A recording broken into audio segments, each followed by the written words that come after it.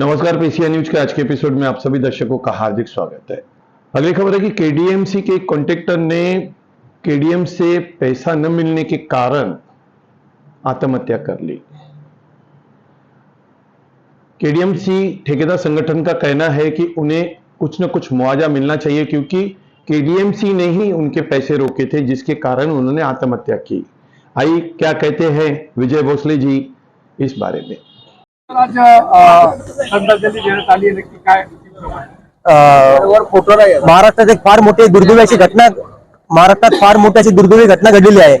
हर्षल पाटील या ठेकेदाराने जल जीवन मिशन जे काम केले होते त्या कामाचे योग्य मोबदला म्हणजे कामाचा पेमेंट त्याला वेळेवर मिळाला नसल्यामुळे त्यांनी आत्महत्या केली। एक फार मोठी दुर्दैवी घटना घडलेली आहे आणि ही परिस्थिती नुसती तिकडेच नाही तर संपूर्ण महाराष्ट्रामध्ये ठेकेदारांची झालेली आहे।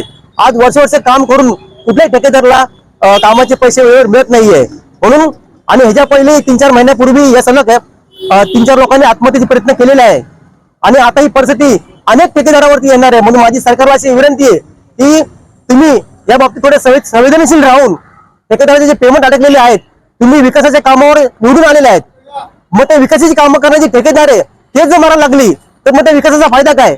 म्हणून तुम्ही थोडे संवेदनशील राहून याचं गांभीर्य ओळखून तुम्ही लवकर ठेकेदाराची पेमेंट करावी, हेच माझ्या सरकारला सांगणं आहे।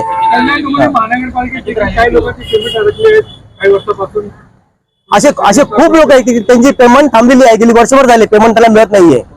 कल्याण डोंबिवली क्षेत्रात किती ठेकेदार आहेत आणि एकूण किती आकडा आहे? कल्याण डोंबिवलीमध्ये 100-125 ठेकेदार आहेत की ज्यांनी कामं केलेली आहे, सरकारची कामं मूलभूत विकास निधीमधून। असे नक्कीच सांगता येत नाही आकडा आम्हाला, पण प्रत्येकाचे कमीत कमी खूप पैसे असे अडकलेले आहेत। तसेच सरकारला विनंती आहे की तो जो हर्षल पाटील या ठेकेदाराने जी आत्महत्या केलेली आहे त्याच्या कुटुंबाला सरकारने काहीतरी शासनाची मदत केली पाहिजे आणि त्याचं जे बिल टाकलेलं आहे ते पण त्याला दिलेलं पाहिजे।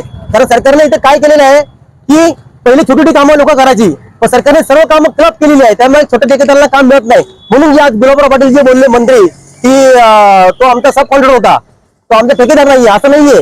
तुम्ही सगळी कामं मोठी कामं काढल्यामुळे छोट्या ठेकेदाराला काम मिळत नाही। छोटे ठेकेदार सगळे मराठी माणसं आपली आहे आणि छोट्या ठेकेदाराला मग ते सब कॉन्ट्रॅक्टर काम घेतात कारण ते मोठी कामं मिळत नसल्यामुळे, आणि मग आत्महत्या शेवटी करणार तेच लोक करणार कारण त्याला पैसे मिळत नसल्यामुळे। पण सरकारने त्या कुटुंबालाही मदत केली पाहिजे आणि त्याचे बिल दिलं पाहिजे आणि त्याची ही परिस्थिती सगळ्या ठेकेदारावरती त्यांच्यावरती पण तो अन्याय दूर केला पाहिजे।